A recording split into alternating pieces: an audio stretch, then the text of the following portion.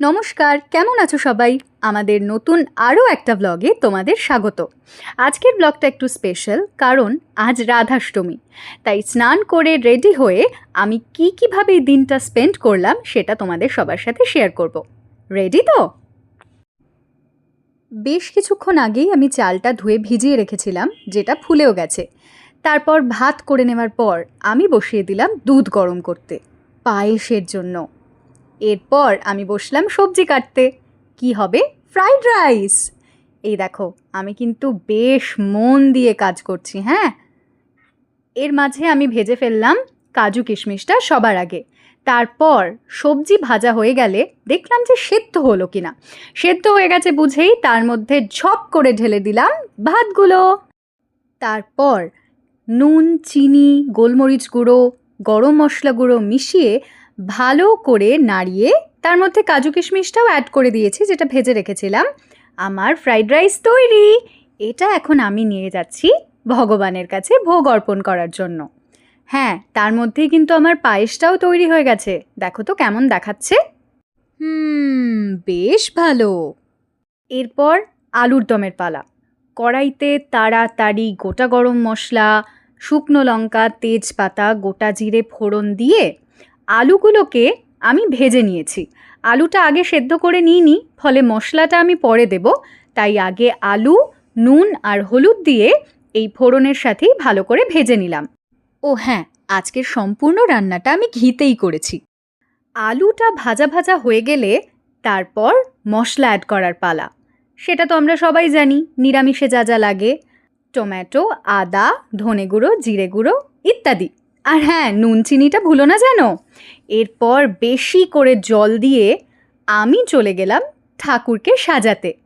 এই দেখো, আমার রাধাকৃষ্ণ কিন্তু জামা কাপড় পরে সেজেগুজে একদম তৈরি। কেমন দেখাচ্ছে গো?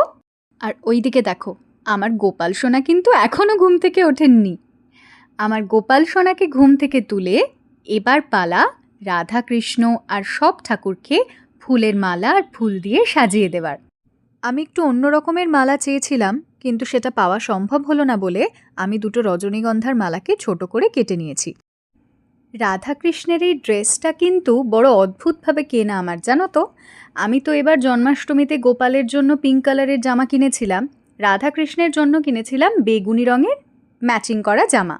মানে রাধার আর কৃষ্ণের সেম সেম বেগুনি রঙের। এবার আমি যখন গতকাল রাধা আর কৃষ্ণের জামা খুঁজতে গেছি, তখন সবার প্রথমেই পিঙ্ক কালারটাই আমি পেয়েছি, এবং অদ্ভুতভাবে আর কোনো সাইজ মিলছিল না। আর আরেকটা ব্যাপার যেটা, সেটা হচ্ছে আমি সেট পাইনি এদের জামার। এবার সেট ছাড়া কি হয়, ব্লাউজ পাওয়া যায় না আলাদা করে, কিন্তু ওই দোকানটাতে ব্লাউজও পাওয়া গেল। আর খুব অদ্ভুতভাবে মাত্র দুটোই পিঙ্ক কালারের ব্লাউজ ছিল, এই কৃষ্ণের ধুতি আর রাধার ঘাগরার সাথে ম্যাচিং। সবটাই যেন কেমন অদ্ভুত। মানে রাধা আর কৃষ্ণ নিজেই চাইলেন যে তারা গোপালের সাথে ম্যাচিং করে পিঙ্ক কালারের জামাই পরবেন। ঠাকুরকে ফুল দিয়ে সাজানো কমপ্লিট। এবারে আমি শুকনো প্রসাদগুলো আগে থালায় সাজিয়ে নিচ্ছি। তার মধ্যে আমি দিয়েছি খেজুর, বাড়িতে বানানো নারকেল নাড়ু আর আমসত্ত্ব। শুকনো প্রসাদের থালা সাজানোর পর এবার মিষ্টির থালা সাজানোর পালা। আমি গতকাল ভগবানকে ভোগ নিবেদন করব বলে 5 রকমের 5টা মিষ্টি কিনে এনেছিলাম। এদিকে আমার বর তো মিষ্টিখোর। ও কি করলো জানো? ও আজ সকালবেলা মিষ্টি দই আনতে গিয়ে ভগবানের জন্য আরও একটা মিষ্টি নিয়ে এসেছে, পোড়া গজা।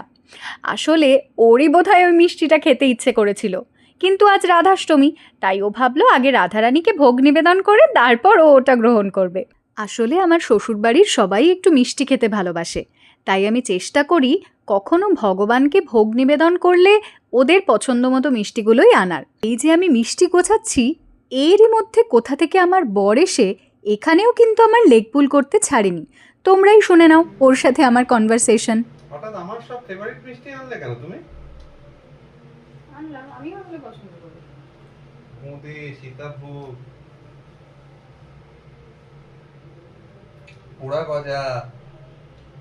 পোড়া গজা আমি আনিনি, পোড়া গজা তুমি এনেছো। তুমিই তো আনালে আমাকে দিয়ে।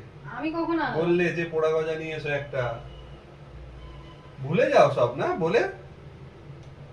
সত্যি বাবা। যাও এখান থেকে। হ্যাঁ? যাও এখান থেকে। কেন? তাড়াতাড়ি স্নানটা করো। আমার তো 2 মিনিট লাগবে স্নান করতে, খিদে পেয়ে গেছে, খেতে দাও। রাধাকে খেতে দেওয়ার আগে তোমায় খেতে দিয়ে দেবো? শুনলে তো, সব সময় এভাবেই আমার পেছনে লাগেও। যাই হোক, এবার তাহলে তুলসী পত্র দিয়ে ভগবানকে ভোগ নিবেদন করার পালা। আমি সুন্দর করে এদিকে ওদিকে মিষ্টি আর শুকনো প্রসাদের থালা সাজিয়ে মাঝখানে রেখেছি থালা ভরা ফ্রাইড রাইস আলুর দম। নাও নাও, এবার তাড়াতাড়ি তোমরা ভোগ দর্শন করে নাও। জানোই তো, ভোগ দর্শনে দুর্ভোগ কাটে, তাই আমি ভগবানের কাছে প্রার্থনা করি তোমাদের সবার দুর্ভোগ যেন কেটে যায়, আর সবার সবার সবার খুব মঙ্গল হোক, অনেকটা কল্যাণ হোক। আমার মনে হয় আমাদের সবারই একে অপরের জন্য এটাই চাওয়া উচিত, তাই না বলো? এবার ভোগ দর্শনের সাথে সাথে ভগবানকেও দর্শন করো। কি মিষ্টি লাগছে তাই না রাধারানীকে দেখতে? এই পিঙ্ক পোশাকটার সাথে রাধারানীর পিঙ্ক টিপ, পিঙ্ক লিপস্টিক দারুণ মানাচ্ছে, কি বলো? আর আমার গোপাল সোনাকে তো বরাবরই রাজপুত্রের মতো দেখায়, তবে আমার মনে হচ্ছে আজ রাধারানীর জন্মদিন বলে ও যেন একটু বেশিই খুশি। আর হ্যাঁ, বলে রাখি, এই যে হ্যাপি বার্থডেটা টানানো রয়েছে, এটা কিন্তু জন্মাষ্টমী থেকেই টানানো রয়েছে। যাক, এতক্ষণে আমি কোনো কাজে আমার বরের একটু সাহায্য পেলাম। উনি স্নান টান সেরে এসে এবার ফোন নিয়ে একটু ভিডিও করে দিচ্ছেন। ভগবানকে ভোগ নিবেদন করলে আমি প্রতিদিনই তার প্রথম গ্রাসটা গোপালকে খাইয়ে দিই। আমার মনে হয় আসলে গোপাল তো খুব ছোট, ওকে প্রথমবার একটু খাইয়ে দিলে পরেরটাও নিজে নিজেই খেয়ে নেয়, ঠিক নোলকের মতো। নোলক আমার দিদির মেয়ে, ও তো খুব ছোট, ওকে প্রথমে 2-1 গাল খাইয়ে দিলে তারপরের বাকি খাবারটাও আস্তে আস্তে নিজে নিজে খেয়ে নেয়। তবে আজ তো রাধারানীর জন্মদিন, তাই আমি রাধারানীকে আর গোপালকে দুজনকেই খাইয়ে দিয়েছি।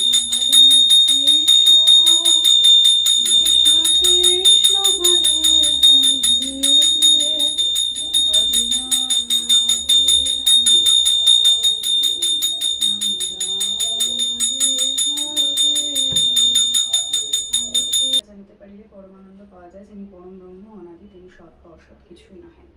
জ্ঞেয়ং ইয়ত্তৎ প্রবক্ষ্যামি যজ্ঞাত্বামৃতম অশ্নুতে অনাদিমৎ পরম ব্রহ্ম সৎ তন্মসৎ উচ্যতে। আরতির পর পুজোর সমাপ্তি। আমার প্রতিদিনই পুজোর সমাপ্তি ঘটে গীতা পড়ে, তাই আজকের দিনটাও তার ব্যতিক্রম নয়। পুজো শেষে আমি ভগবানকে প্রণাম করে সবার মঙ্গল কামনা করলাম।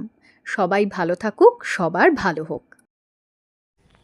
পুজো শেষ, ভগবান এখন ভোগ গ্রহণ করছেন। তাহলে এই ব্লগটা এখানেই শেষ করছি। কেমন লাগলো জানাবেন, ভালো থাকবেন, রাধে রাধে।